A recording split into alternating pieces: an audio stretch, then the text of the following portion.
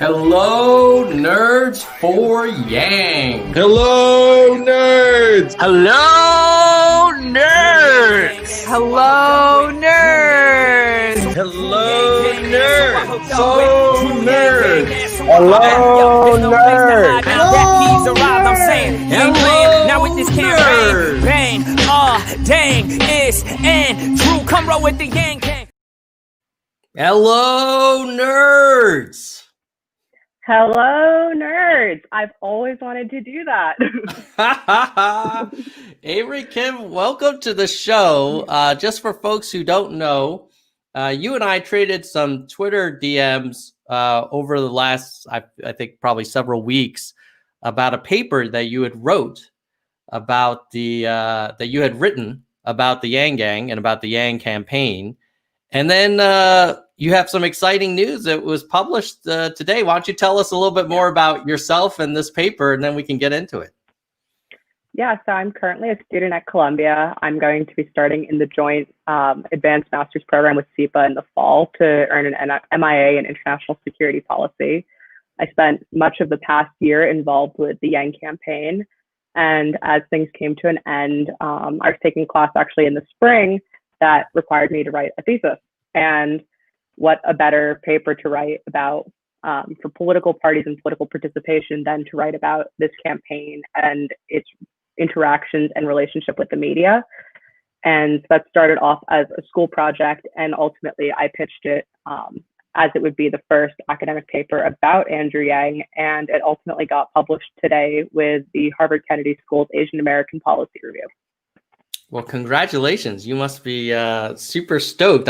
I'm guessing you didn't, was that part of the plan to publish the paper at the K It School? definitely came at the very end. I was like, I want to get someone to read this. I want to get this out there, especially given the nature of it about AAPI identity and the media and just the media never knowing how to cover Yang. I figured what's a better way than to publish a paper that's the first academic paper about this campaign in general, and have that be this very objective story that everything the Yang Gang thought happened actually happened and was true. Yeah, so before we get into the paper, it sounds like you were pretty active in the campaign. Were you working on the campaign or volunteering? I started off as a volunteer field operations manager with the New York City Yang Gang, and then from September until I think February, I was the communication department's intern at HQ.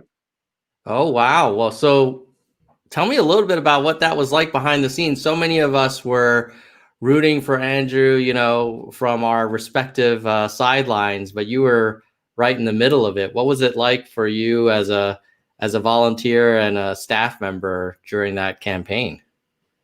I think every day was increasingly more exciting, actually, especially throughout December and January. I could definitely feel that momentum building, especially as the messaging changed towards we're going to shock the world. I definitely felt that coming. I think at the time we thought that meant one thing, but as we've seen with how he set national discourse, I definitely do think we did shock the world, at least the country, but it's definitely become an international discussion from what I'm aware of with friends in other countries who know what the Yang Gang is and know everything that it stood for. So I think really just having that inside look, it was just even more exciting than just seeing things on base camp and just being on Twitter. It was like 20 times that, and every day had a story. Every day was kind of an adventure, and it was really just the greatest experience. What do you think are some of the lessons that you took away in terms of how to run a campaign, both like things that you think the campaign did well and things that we should do differently for 2024? I think the greatest thing, which is touched a bit upon in the paper as well, is really tapping into unconventional media methods. I actually just wrapped up some time with the Suraj Patel campaign in New York, which is now making national headlines for a whole ballot counting mess. But part of how we got our name out there was through similar unconventional strategies, such as live streams with influencers and really tapping into what people use as opposed to just the regular news outlets and local coverage. And I think that was probably the strongest suit of the campaign, was to get people excited in places that people actually access, both like real news as well as like memes from Basecamp and even more like on Reddit. And I think that was just this incredibly grassroots movement that was just really powerful. And I don't really think many other of the campaigns had that, especially throughout the primary season. What about the inverse? Are there things that we should have done differently in hindsight? I think the greatest thing is really breaking through the echo chamber, which I do know is incredibly difficult. And, you've seen that a lot, even with media coverage. If, it's just kind of on Twitter and it's to your followers and it's through like podcasts and YouTube channels that people already interested in Yang already know about, like, that's great. People are really excited and maybe they'll tell a few friends and get a few friends involved. But ultimately, that's not going to translate to a landslide. And I think that really breaking through the echo chamber is obviously the hardest thing, but the most important part of it. And I think with a lot of the humanity forward candidates right now, I think that's going to be one of the greatest struggles, to really take it from Yang world into real world.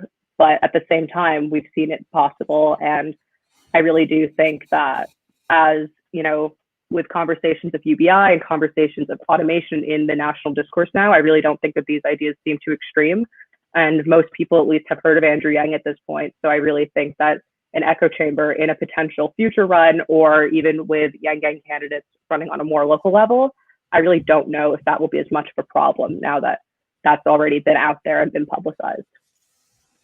And then the last question before we get into the paper, what do you think you learned about Andrew as a leader or as a candidate, as a person, that maybe you saw that some of us were not able to see, or maybe have some nuance that we don't have access to? Can you share any kind of observations about what he was like as a candidate from the inside? So I think as someone who read all 1,411 articles that he was featured in, I have a very unique perspective on everything that he said, everything that was said about him. I also helped with the database for all of the questionnaires. So everything down to his favorite anime, that was something I was reading and putting into this document. And I think that it all really goes to show that this was someone who cared so much about the country and cared so much about, like his family and just like regular human things. Even like when he was tweeting about Belvita, like, I think these are just things that, when you're not seeing it every day or you're just seeing one of it, it might seem like, oh, like that's something kind of relatable. But when, you're literally looking at everything he's doing for every single day for 6+ months, it's just like, wow, this is what it looks like when an average American runs for president. And I think especially for me, being half Korean, I think seeing someone who looked like me run for president, it just made it seem even more relatable that this was someone who, for me, was like the average American. Like if a family member of mine had run for president, that's what I think it would look like. And I think just, from everything like I was seeing from where I was, as well as just some of these more organic moments that were out there, I think that's really what made it so special. And I think that's why so many of us have stayed involved in the movement. Yeah, so let's talk a little bit about the paper. What's the sort of thesis of the paper at a high level before we get into some of the details? Yeah, essentially the TLDR I would give is that everything relating to the media blackout to many extents was correct, especially when you compare Andrew to candidates such as Beto O'Rourke, who did not poll as high as he did at any point in his few months of campaigning. And he dropped out much earlier. And, there's a good chart, and I think it's from Ballotpedia. And it shows the speaking time of all the candidates and at which debate, and it's color coded. And Beto got more time than Yang, I think, with much fewer debates. And eventually, obviously, Yang being on every debate stage, like, surpassed that. But I think that really just shows so much of how it was disproportionate, which I think a lot of people weren't understanding, is that this is a candidate who is polling higher than people like Cory Booker or, Beto, and they're still on these charts and they're still in this really misleading data. And I think that's really what, when people just said, oh, Yang media blackout, I don't know if that was always conveyed to the general, like, populace, but then again, they probably weren't the ones who were hearing it. They probably weren't the ones who even understood what it meant. But I think it's when you see these altered graphics and you see these, misleading charts, I think that's when you start to realize, like, this was not a group of people on Twitter complaining, and that's rather this was, something that was really in everyone's face and really could have been dealt with and just never really was properly figured out. Yeah, I remember those days looking at the comparison of polling support with speaking time and donations, number of donors with speaking time, and he was basically kind of off the charts in a bad way on most of those metrics. It's interesting that the media is often portrayed as a left-leaning, biased institution, and yet here you have a person of color running for office, and he's getting less time than a white man. So it doesn't really compute. I'm curious what's your observation? Like, why do you think that's going on? I think it was really best summed up by BuzzFeed News editor-in-chief, who basically said he was not your classic establishment candidate. He had nothing you could easily paint a narrative about. He wasn't, like a celebrity. He wasn't in the military. He wasn't formerly a politician. Like, there was really nothing to hold on to. And I think especially as, this first Asian American Democrat running in all 50 states, I think that was really what was so complicated from a media perspective, especially because I think there was one article that said he came from nowhere, which is kind of true, but at the same time, they really could have made a whole, at least one media cycle about, wow, we have this candidate who's running this campaign and it has all these policies no one knows about. And I think that's just really so much of where, in my opinion, it went wrong, but also as you read through these articles, I think you can see it went wrong. And when you look at these different sources, from Breitbart to I don't know, The Intercept or something, it's that just the way it's covered. It's just really interesting to see that kind of any platform or media outlet across the spectrum sort of covered him in a very similar way, unless it was particularly positive or negative, which I always found very interesting. When I was at HQ and reading every single article about him, just seeing which outlets were actually, telling a more objective story than others. And I just think the whole thing was really interesting that he was able to, when he did get media attention, it really was never crazy biased. And when it was something that was factually incorrect, usually that he's a billionaire, when that's just not the case. Mm-hmm. Yeah, I remember reading an article of all places in the New York Times, and it was almost like a hit piece. Do you remember that long? Was that the one that said he was taking people to karaoke? Yeah. And I was like, are you serious? The first time you write about the guy, you're just dinging up all this random stuff and not talking about his vision or his policy. And, in fairness, I think the journalist was Asian American too. So that was oh, what the heck is going on here? No, it's like he had no safe harbor. There was where was it? The only place he was getting kind of positive coverage was obviously, with the Yang Gang media kind of grassroots effort, but we don't have the audience that the New York Times and MSNBC and CNN have. I mean, yeah, exactly. Do you think that this is a transitional campaign, and that the next time he runs, hopefully he will run, he will be more understood and taken more seriously? Or do you think there's a risk that they'll kind of marginalize him again?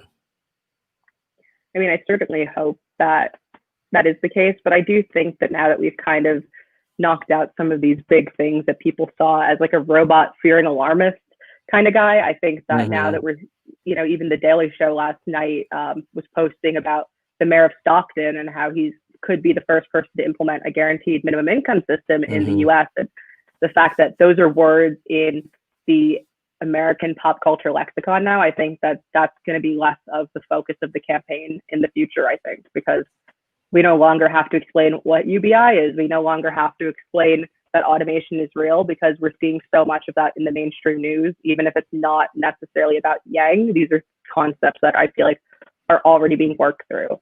And I feel once you kind of remove that barrier and then people already sort of know he exists, I do think it could be significantly more effective and productive. So this is something that I generally during the campaign did not spend too much time on, but since the campaign's over, and since it was published in the Asian American Policy kind of journal at the K School, I have to ask, like, it seems to me like if this type of marginalization had happened to a Hispanic candidate, a Black woman candidate, a Jewish candidate, almost pretty much a gay candidate, pretty much any other group, there would have been hell to pay. And the media would have been like, oh shit, we better have equal time for this dude because we're going to get accused of all this stuff. And I kind of feel like they subconsciously thought they got a free pass. Like, wow, he's an Asian man, whatever. He's just this kind of weird nerd who's talking about robots. Do you feel like there was something to that, or is it like the Tom conspiracy theory taking over and I need to just kind of chill out a little bit? I definitely do wonder, just because I think also media outlets, when they know that there's going to be a backlash like that, I do think they kind of plan for, as you were saying, some of these other scenarios, and they didn't know what to do with him because this has never happened before. We've never had an Asian man running as a Democrat for president. And, it's just all of these factors that I think they just did not know what to do with it.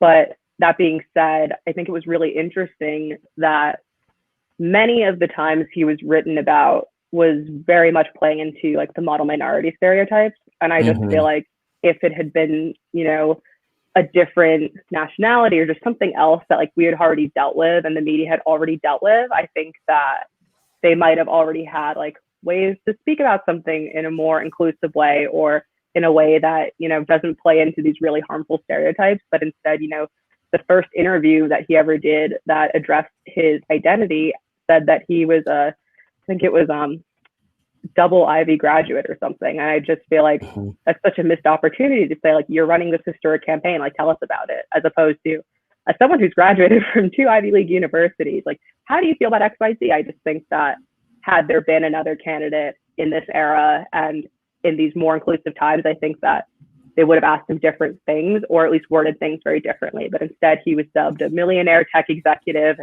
Silicon Valley bro, like every kind of stereotype you could get out there. I don't know. I think that you're definitely correct, but at the same time, there really is no like objective thing that we can hold on to and say, like, this is the case. Do you think part of the reason is that with a lot of other groups, there are organizations that hold the media's feet to the fire?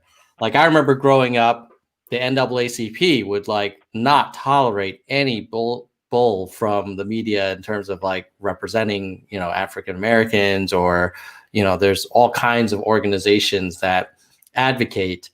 I don't feel like there is such a kind of counterbalance in the Asian American community, at least not that I know of, that's really kind of feared by the media.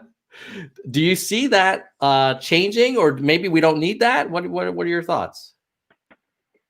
I definitely think that with more mainstream outlets like NBC Asian America and HuffPost Asian Voices, I do think that might start bringing the Asian narrative into the mainstream narrative. But at the same time, and I think that we saw this with a lot of media about Black America, it just becomes a tab on a page. It becomes an extra website, as opposed to this is what you're getting on your TV.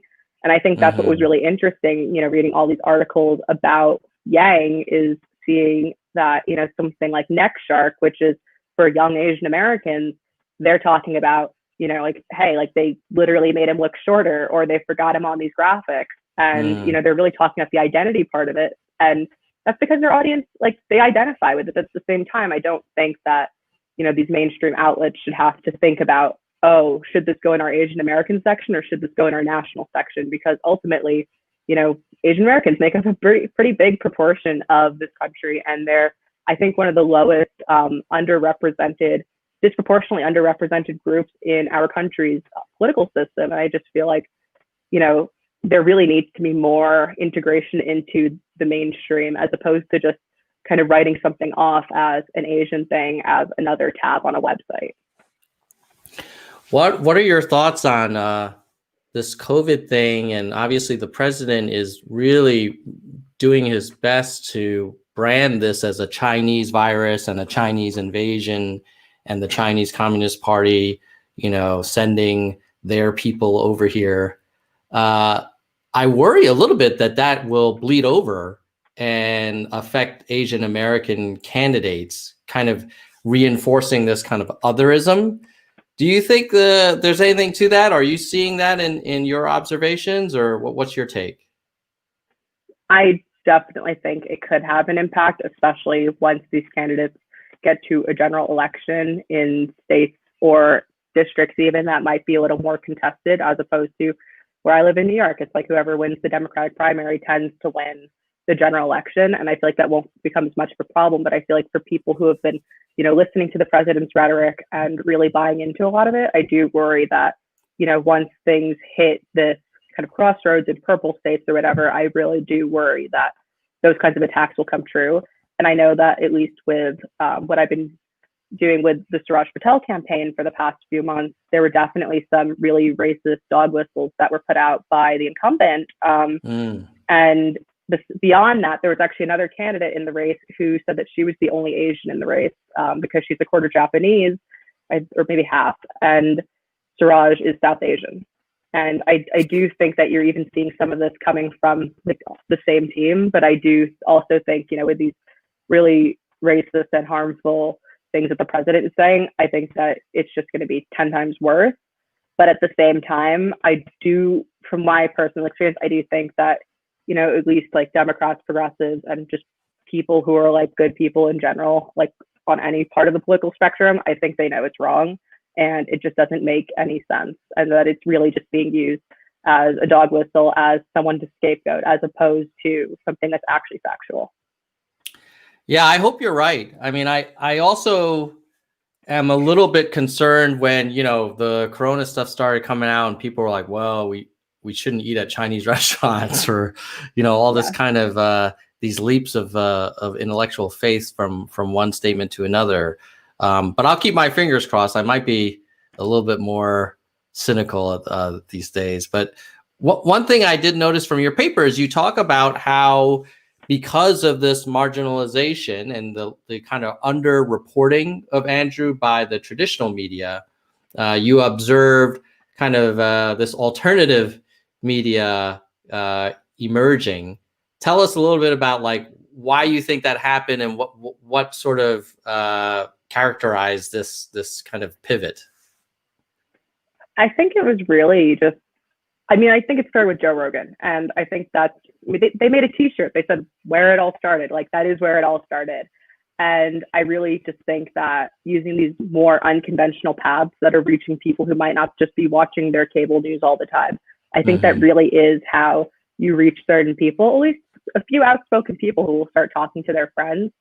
And I think also through like these viral moments of, the Cupid Shuffle, or when he's saying, don't you forget about me, or the crowd surfing, or just like any of these other things that just showed how human he was.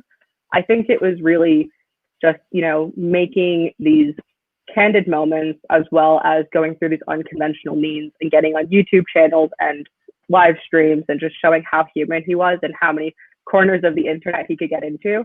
I think that's what was really effective. And Joe Rogan even said that, a lot of the front runners had tried to get on the show and have that same boost that Yang did, and he said no.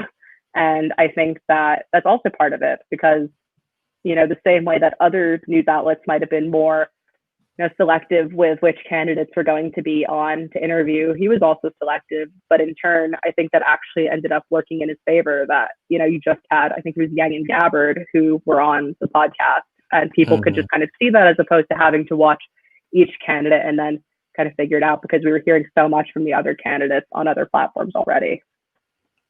Yeah, the strange thing was, it seemed like Yang was really winning the internet in terms of Twitter enthusiasm. He was just crushing all these podcast interviews, and a lot of us felt like, oh, there's going to be a big surprise in Iowa, because basically he's going to be the first YouTube president. You know what I mean? And, first alignment, 5%, better than any other Asian American candidate, but certainly lower than a lot of us were hoping for.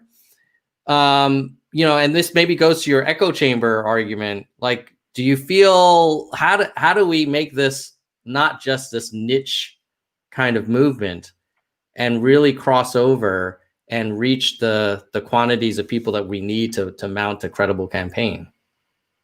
Yeah, I think it definitely starts with just having more airtime, even if that means like him sitting on the CNN panel. I think that was really good for him. And especially for even my friends who, over a year ago now, would say like, you're crazy. Like, this guy has no chance. Like, I get that he's Asian, but he's not going to win. And he's just like insane. And I think the same people, now they text us, oh, it's so cool you worked for him. Like, this is great. Like, I can't believe I didn't vote for him. And I just think that, having this credibility and having this legitimization of this candidate who, everyone sort of wrote off as this random man running for president, as the Washington Post said, I think that, with more opportunities like this, I do think he will get more legitimacy from the people who can catapult him out of the echo chamber.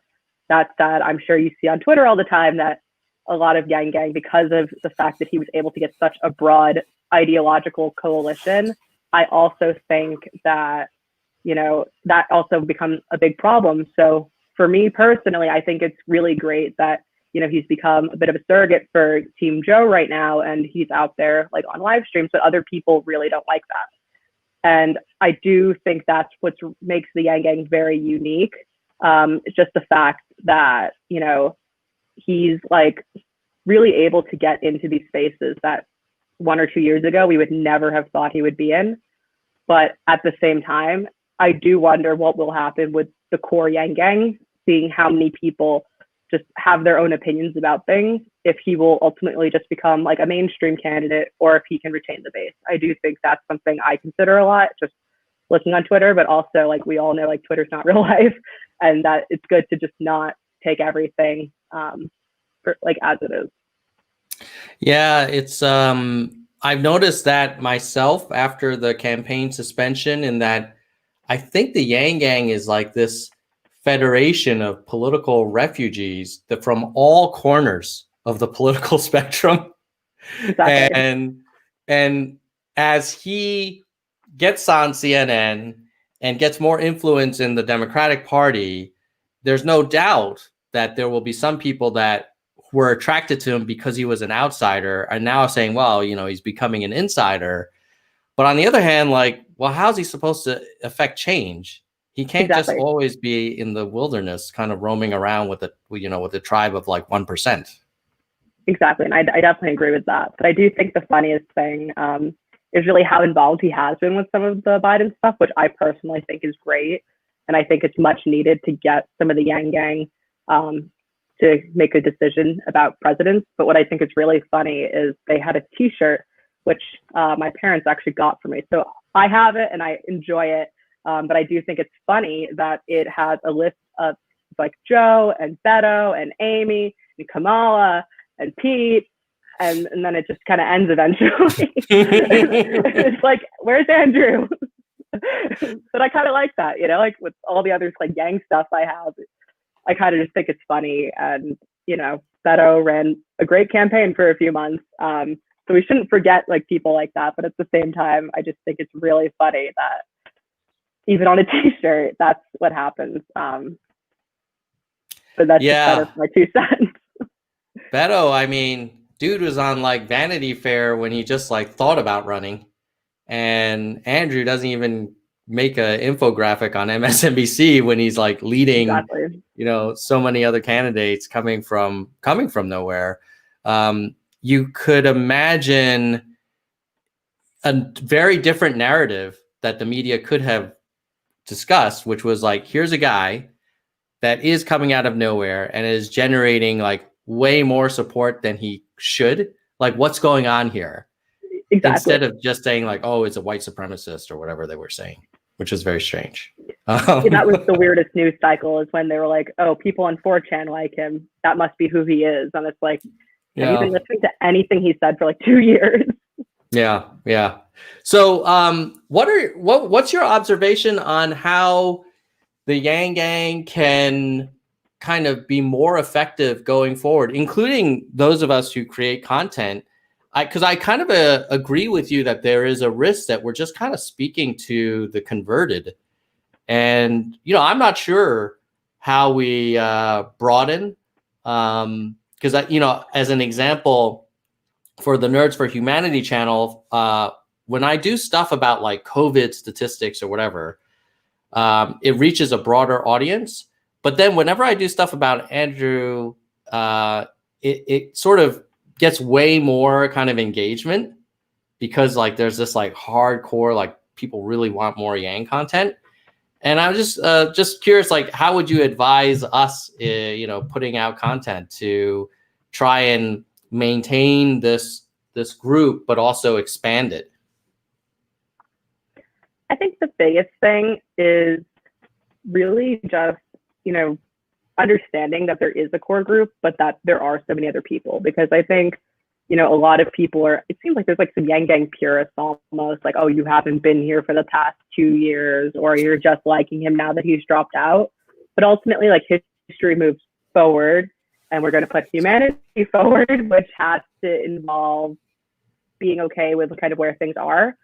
And, I think that, what I really like is seeing like a lot of older Biden supporters who I've met through Twitter, running some like Biden interest groups on Twitter, and just seeing like how they think Yang is very intelligent and they really like what he has to say, and he's like so fresh. And like, I just think that's really great that you can start to see it reaching this broader group of people when you have, him speaking like for the campaign, or like speaking about like automation on behalf of Team Joe. I think that stuff is great, and that's going to reach a different audience than, if he gets back on Joe Rogan or something, which wouldn't be a bad thing because I'm sure there's more people in that audience that we have yet to reach. But I definitely think it's more about kind of like the CNN, New York Times, Team Joe kind of stuff. I think that's really how you make him a serious candidate, like serious in quotes. Like, obviously we thought he was serious. We've been here for a long time, but really making sure that there's legitimacy to it. And I think that does come with more establishment backing, and you can still run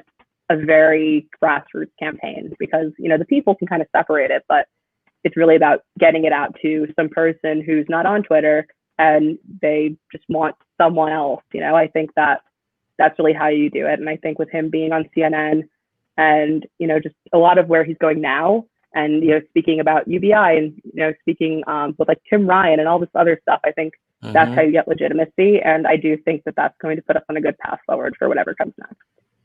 So we're about to open it up for audience questions from the Nerds for Humanity Nation. But before we get to that, so if you guys have questions, go ahead, throw it in the chat. I'll try and highlight some. But one thing I want to ask you, Avery, was you talked about Biden, and obviously that's a bit of a hot topic right now for some in the Yang Gang who feel like, I've heard the argument that Biden will sort of like suppress Yang's voice or will hoodwink him, and that if Yang gets involved with Biden, he's selling out to the man, and Biden's just part of the establishment, blah blah, etc. And I noticed you're active in the Biden campaign after working as a Yang staffer. Was that a hard call for you? How did you make that decision, going from a really disruptive candidate to almost the opposite of a disruptive candidate? I think what's really interesting is it actually starts even kind of earlier. So I was with the New York City Yang Gang for a little bit. I got to staff a fundraiser out in Flushing, Queens. And that was right after the first debate, I think a day or two after. And Yang was telling this story about how Joe Biden came to him at like during one of the breaks to talk about the fourth industrial revolution. And I was like, this is like during the primary. And I was like, that's really human and like shows that like other people understand what he's talking about. And then a few weeks later, maybe 1 or 2 weeks later, I ended up interning at Biden's HQ for a little bit. And it was while I was there, I actually got an email from Yang's headquarters asking if I would intern there. So that's, I think, 1 or 2 business days after I got back from Philadelphia after a really incredible summer there. I then went to Yang's HQ for the school year because it's in New York. And I think what was really interesting was just being kind of on the inside of both of these campaigns and seeing how much was in common. And I think that's something a lot of people don't understand. And that's what I first learned at that Yang fundraiser, is that they actually have a lot of similar goals. And, I think that the Yang Gang, for me, I see it so much as, this movement to put humanity first in Yang's terms. And, I think that if you really want to do that, there's no way in my mind that you can sit the election out and risk having this hateful person in office who has made a lot of false promises. One of the biggest ones that people forget about is rural broadband, which for me is a huge issue. And, just the fact that he promised broadband for everyone, but still 1 in 4 rural Americans don't have broadband. And I feel like if you want to put humanity first, you have to not only think about, the anti-Asian attacks in our country and everything that's happened with police brutality at an institutional level that's not getting addressed, or the fact that this guy has somehow defunded the postal service. And I think that all of these different things, even if you find one point of it, I think supporting the candidate who's going to remove that, I think is so important to actually put us in a place to continue putting humanity first and getting that change that, Yang wanted to have, and that so many of the other candidates wanted to have, including Joe. Like I think they said he's actually the most progressive nominee we've ever had. And I think when people take a few minutes to just actually read his policies and see that, he also doesn't like private prisons, and he thinks so much of like what's going on is wrong, and he believes in climate change. I think that's when people realize there's so much common ground, despite maybe some of the misleading things they've seen online, or preconceived notions for that matter. Makes sense. I might have some more questions for you about your support for Biden, but before we go there, let me just try and hit up some audience questions. So BTS wants to know, do you watch Paget's channel? I'm guessing you must have come across it in doing research for your paper. She's a much bigger Yang Gang channel than the Nerds channel. Any thoughts on her content? Because I think she came out as not someone who was originally very political, and obviously now has become quite active. Any thoughts on her voice? Yeah, no, I definitely thought it was really great. I think especially it was just all part of, the many faces of the Yang Gang, which I think for so many of us, it was like, this is a really broad coalition, and seeing just so many different kinds of people involved, I think is what made her channel really powerful, and using her platform to already this pre-established platform to already then go put out this content, I think is just what made it even more powerful. And I think that's how you break out of the echo chamber. I think at this point, this is part of it, but that's how we got so many people in the first place, is people like her. And I think I did mention her somewhere in the paper. And I just think that that was one of the notable channels for me, in saying these grassroots channels actually did so much to get views and to get people involved with a candidate they either saw was a random man running for president or didn't even know existed. So I definitely think that she had a very powerful channel, especially because in the beginning it was reaching people who probably weren't as political. And I think that's really great. Yeah, and from a fundraising point of view, I think she was, killing it, really getting people to contribute, and so hopefully she's keeping her powder dry for 2024. Do you think that's a fait accompli, that we're going to see a Yang 2024 campaign, or do you think it's still up in the air?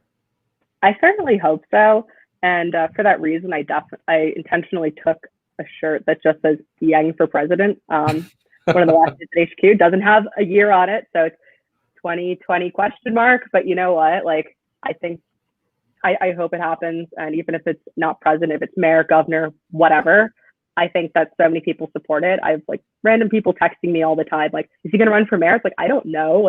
Don't ask me, but you can tell him to run for mayor or something like that. So I definitely hope that we see something. And I think in an interview he did kind of hint at stuff in the future. So I'm looking forward to whatever it is.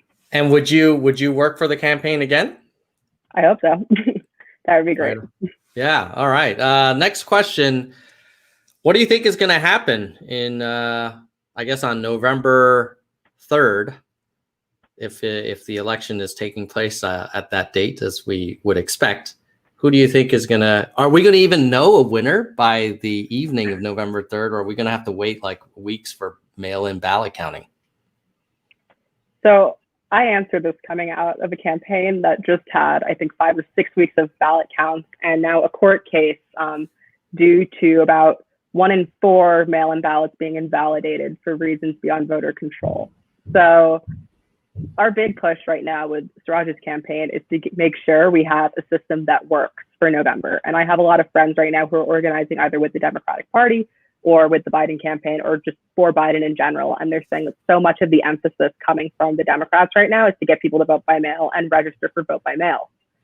That said, I think that we definitely need a greater push for, counting every vote and really strengthening the system. After what we saw happen with New York 12, even President Trump has used that as kind of like fuel for his fire to say that, mail-in voting is bad. And I don't think mail-in voting is bad. Nobody from, any candidate in New York 12 thinks that voting by mail is bad. But I do think that the system needs to be strengthened for us to be a little bit more confident that the candidate who gets the most votes will win.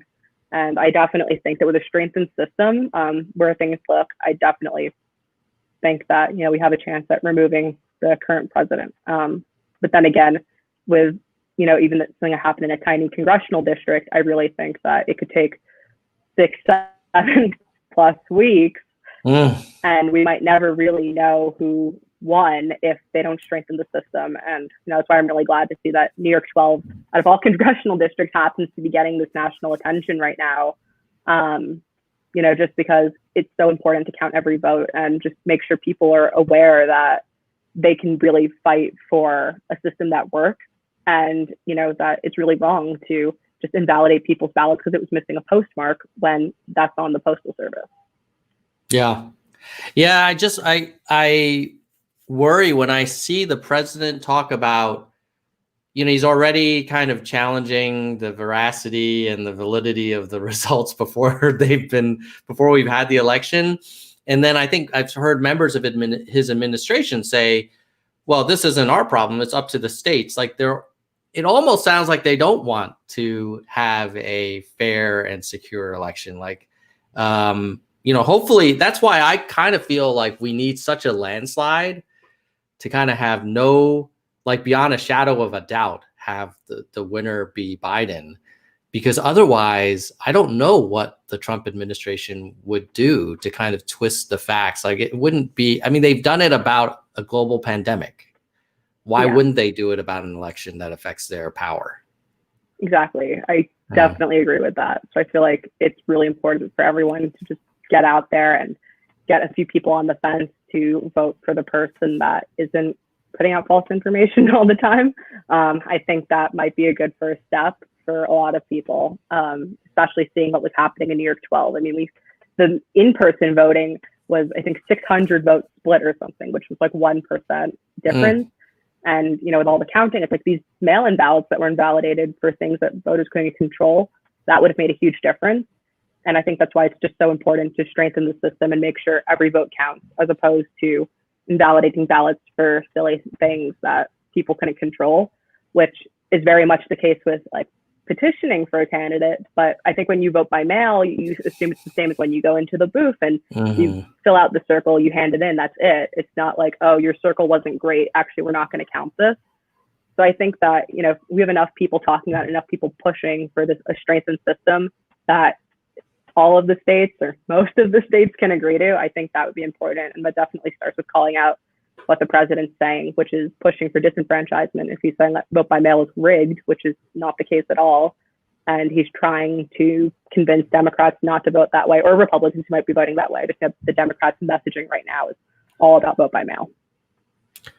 Nicole has a question about some helpful points to address topics with maybe Republican voters who are perhaps open-minded.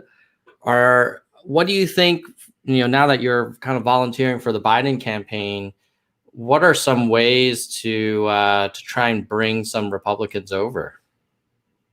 I think what's interesting is organizing both in multiple ways, in a national, statewide, and campus level. I think what's really interesting about Columbia's campus specifically is, and my team jokes about this a lot, that it's actually going to be a lot harder to get people on the left than on the right who are undecided at this point. And I think it's because the best way is that there's so many policy overlaps with both sides, but also with what people are really looking for, I think, across the aisle. And you have groups like the Lincoln Project who are putting out this content that resonates with people who might not have wanted to listen to like Bernie Sanders supporting Joe Biden. But, you know, if you have these former Republicans who are saying, we need to get this guy out, I think it's when you can have that peer-to-peer interaction and seeing things from people you can relate to. I think that's when people listen. So I think sharing that kind of content is actually really important. I know it's a little contentious with some more progressive friends of mine about, you know, the Lincoln Project and like all these other things, but I personally think they're doing the most important work in the country right now, because they're really unifying us in a way that, you know, Team Joe really can unify us, and they're doing the work to make sure they're getting to people. Or even Joe Walsh, you know, he was running as a Republican this year, but his Twitter, I've never seen anyone more angry about what's going on in this country, and I think that's great. And I think it's really, you know, as someone who Democrat, I think it's really great to see people who, you know, are out there like telling their base, telling people who might be undecided, always Republican, that this person, not only is he not really a real Republican, but he doesn't stand for the values of the party. And he also isn't going to put forward causes that actually help the average person. And I think that we see that a lot with his smaller failed promises, as I said earlier, like rural broadband. That's a promise he made. And, you know, I'm in rural Massachusetts right now. I still do not have broadband. And like, these are promises that, you know, I know on a firsthand basis that they were not fulfilled. And I'm sure that if we get that message out to other people that might still be supporting him, like, hey, like he's actually not following through on these things that would directly help your community, but there is a candidate who would. I think that's what people really need to hear. And that's why, like, I personally believe in amplifying things from like Joe Walsh and from the Lincoln Project and from other Republicans, even Mitt Romney. You know, like he's out there doing work that a lot of people in the party still aren't doing. So I think that showing people who are still Republicans that, you know, there's other Republicans who have taken a stand, I think that's the most important thing. So they can see people who are like them and are relatable to them, and they can make informed decisions that way. Yeah, we had Walsh and Scaramucci in the Nerd Zone, and they were some of the most interesting conversations that I was able to have on this channel. And I totally agree with you. It's so refreshing to kind of hear like a pre-Trump Republican give their perspective on what's going on. Next question is, where would you see Yang fitting in within a Biden administration? What do you think would be the right role for him? I think anything. I really would just love to see him involved in any capacity, whether it's because he has an expertise in certain things, such as the economy, or even understanding technology better than a lot of other people that I've at least seen. I'm sure there's people who know a lot more that just aren't as out there. And I think that any kind of role that relates to people, the economy, or technology, I think those are really the ones that he could contribute a lot to, as well as really show that he knows what he's talking about. And I think that we've already seen that with him. I think he did testify before Congress, or maybe he didn't end up doing that, about UBI. And I think, again, it's all about this legitimacy. And he obviously knows what he's doing, and people are starting to understand that. So I think with any role, he would do a pretty phenomenal job, unless it's something that he knows nothing about. But I think even then, you know, from a more personal standpoint, I think to have this Asian American guy in this cabinet, I think would just be really special to a lot of people, and really show that this is a time for change and a time where more people can see people who look like them in our government at the highest level. So no matter what the title is, I think he's going to have a really significant role, assuming that he's going to be in the cabinet. Yeah, I agree, and I'm optimistic, partly because I have a lot of confidence that Andrew is a really bright, articulate, likable guy. And anybody who's been on a team knows that if you're bright, articulate, hardworking, and likable, like you do gain influence. And so whatever his official title is, I could easily see Joe in meetings saying, well, this guy's he's pretty smart. He seems to know what he's talking about. And you know, maybe even becoming like a confidant for the president. And that would have probably more influence than anything that we've done so far, even if he isn't, you know, sitting at the Resolute desk himself. So fingers crossed that happens. But for that to happen, I guess we need to get Biden over the finish line. So everybody listening, if you are Yang Gang and you're still undecided, please consider supporting Joe Biden and go look at his policies on his website. You'd be surprised how much similarity there is.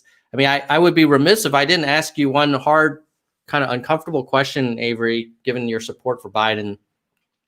When I look at his policies, I'm like, yeah, this is great. Like he wants to kind of move in the right direction on climate, on healthcare, on helping the middle class. He isn't for UBI yet, but I'm hoping he will become open to it, especially with the key cabinet member on his team. One thing that I will say, just to keep it real, is he doesn't put himself out there like Andrew did. I don't see him doing a lot of long form interviews, unstructured conversations. And on the one hand, as a realist, I feel like, well, why would he? It's all downside for him. On the other hand, like, I think a lot of us are like, well, but, does he have the clarity of vision? Is he really leaned into this? How would you respond to that? Yeah, I definitely agree that there could be more, but I think at the same time, the average American probably doesn't have that much time to listen to a 2-hour podcast whenever they come out. And I think that, you hear these great sound bites about how we're going to restore the soul of the nation and we're going to fix everything that's going wrong. I think that works for a lot of people. I mean, personally, like, I think it'd be really interesting to hear, something more long form, but at the same time, I think his policies really do speak for themselves. And, the things he said prior and just his character, like when you look at these videos of him just like going to Dairy Queen all the time, and it's like things like that, I think that they really speak a lot louder than any long form interview could do. And I think for Andrew, it was very similar. You have these moments where he's just so human. And I think especially with Biden, when you see that he's a normal guy like anyone else, I think that's actually what really works in his favor. And I think what's also unfortunate is if he were to do something like that, I worry that if he even slips up once and stutters on something or makes a mistake, people are going to say, like, that's the end of the campaign. Like, I told you, when in fact, he grew up with a terrible stutter. He was bullied for it his entire life and he overcame it. And, he speaks to young kids all the time about overcoming, like basically that it's okay to be different. And, I think that's his story that I really wish we heard more of. The same way, the media doesn't always cover the stories that people could always connect to and resonate with them. And I think for Biden, that's definitely a big one. And as someone who was working there, like, I learned that while I was working there. I just think that, knowing that he's a human and knowing that what some people, especially from like the Trump camp, like to consider old and like problem, are really part of just him being neurologically a little bit different. And I think that it's really important to remember that. And, I think so far, especially with the pandemic, I think what we have right now works. I don't know what this would have looked like had that not happened. But I think he takes up the right amount of time on the airwaves, and everything he said thus far as the nominee has been great, in my opinion. And I do worry that, like, with a longer form interview, you could get a lot more of those misinformed and pretty rude comments. Yeah, it's interesting that if Biden has a slip up, people really get energized by it and say, well, look, he clearly can't be president. But then when President Trump talks about stuff that isn't true, he kind of gets a free pass. It's like, well, but he's just lying. And it's like, whoa, Exactly. How is that better? I'd rather have a stutterer who tells the truth more often than not than someone who lies consistently and is really clever about it and can make a good slogan. But obviously, I'm in the Biden camp. Let me ask you another audience question from Brent. Do you think that Yang suspended too early? Could he have stuck around? Because I think that was the original plan, to just kind of beat that UBI drum all the way to the convention, no matter what. It seems like there would have been an audience for Andrew Yang now more than ever. I think that would be an interesting point. But at the same time, And I definitely agree with what he said when he suspended, is that they just couldn't take more people's money. And I think that's a really fair point when you think about the kinds of people, for the most part, that were these grassroots donors for this campaign. And I definitely do agree that at a certain point, you know that you need to step aside, as well as like stop taking innocent people's money and just realize that it's better off to go towards something else. But at the same time, I'm definitely one of those people who was very upset when it happened. I don't want to say that that's not the case. I was really upset. And, you know, I think that had he stayed in maybe through New Hampshire, I don't know, maybe it would have gone a little bit differently. I was definitely surprised it was before New Hampshire because, you know, again, I was reading all of these articles about him and he was doing pretty well in the local press there. So I think he even got like a few endorsements from some local papers, actually. So I just think that, you know, that probably could have been a smarter move. But at the same time, you know, I definitely respect that decision to no longer want to keep taking donations and no longer want to, you know, keep being like a focus of attention when the resources can all be put towards one common cause and getting that through the finish line. Yeah, you know, I don't blame him for the logic of the decision, especially with the information he had at the time. I do wish that he had stuck with it, because I think his voice would have, as one of the few people that stayed in, it would just been him, Biden, and Bernie, and it would have been great to kind of keep that going. And for the people's donations, I think everybody knew it was a long shot. And when I gave my money, I you know, did not expect him to become president, but I was like, I can't not help. But yeah, the good news is he's young. So it's not like this is going to be his last campaign, hopefully. Is there, before we wrap up, Avery, is there anything else that you wanted to kind of highlight from the paper or from your observation about the campaign or going forward that we should hit before we wrap up the interview? I think probably the most important thing is to not let this get forgotten. I think right now, you know, with COVID, he's managed to stay relevant in terms of policy and in terms of his presence. But I think at the same time, it's really making sure that this stays relevant until he makes like a next step, next move. And also, I think just because of how historic it was, and to just remind people that this was a historic campaign. We watched this historic campaign for 2-3 years, I think. And, you know, I think that's really the story that we need to keep telling, because I feel like it's starting to finally get told just a little bit. And, you know, as someone who, you know, I was personally told like Asians don't run for president and they don't run. Like this was right before I was considering doing New York City gang stuff. I was told by someone who works in politics that Asians aren't political and they don't have a chance. And I took that and I went to New York City gang and I was like, all right, I'm in, like, I'm ready to see what happens with this. And I think it's really just so important that people remember that this was a historic campaign, even if that's not what was always reported. And, you know, I think also another thing that I saw like in the local press out in Iowa and definitely in New Hampshire, when I was reading through all these articles about him, was just how like powerful a short letter to the editor can be. That's something that we can all do.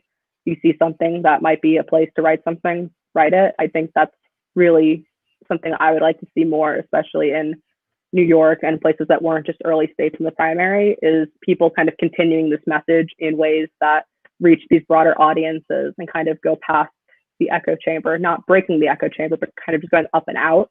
And I think that, you know, not letting the story die, not letting people forget that it is historic, and, you know, not being afraid to put your voice out there in a public way to kind of continue the movement. I think that's really the most important part of it. And I think it's something that we can all pretty much do, even if that's just telling a few friends who were not that involved in this primary that like this happened, like this is why you should care about it. I think that's really important. And hopefully, even if it doesn't result in like another campaign, it would still continue to push forward the goals that kind of brought us all here in the first place. Yeah, totally agree. I mean, it's easy to forget that actually Asian Americans didn't have the right to vote until 1952. So the fact that we had someone get 5% in the first allocation of Iowa caucus is pretty crazy. And we should be, we should acknowledge like that was a historic campaign, the Yang 2021. The other thing I would follow up on your point is like reaching out to your congressional representative about UBI, like your current representative. Like a lot of us are helping people down ballot campaign, but your current representative in your district, it is their job to listen to you. And I think people would be surprised how infrequently that is utilized, and your voice could definitely be heard. So like many movements throughout history, these things don't happen in a year or two. They take sometimes decades. You think about women's right to vote, minimum wage, Social Security. We may need to play the long game here, but I think it's a fight worth having. So I really appreciate you, Avery, coming on the show. And for everyone watching, I put a link to Avery's article in the chat, and I'll also put it in the details for a replay. Go check it out. It's very well written and thoughtful, and hopefully we'll see you again. Avery, should people follow you on Twitter? Are you active on social media? Or are you how can people stay in touch? Yeah, I'm recently active on Twitter, which is kind of surprising, but I was so involved with this campaign, but only really got on Twitter a few months ago. My username is @AveryDSK. You can follow me. I'm probably going to try to be a little bit more active. And the pinned post is a video I made that actually went viral a little bit, and Yang reposted it. So that'll if do not it. for anything else, that's the content that you should come for. Love it. Yeah. So @AveryDSK on Twitter, link to the Harvard article in the chat, and I'll put it in the description. And Avery, thank you again. And with that, I think we'll say goodbye, nerds. All right. Can we get a goodbye, nerds, from you, Avery? Yes. Do we count it off, or how do we do this? All right, I'll count you down. 3, 2, 1. All right. Goodbye, nerds. My God, you guys need broadband out there. It's ridiculous. Yes. All right, keep it real, Avery. See ya.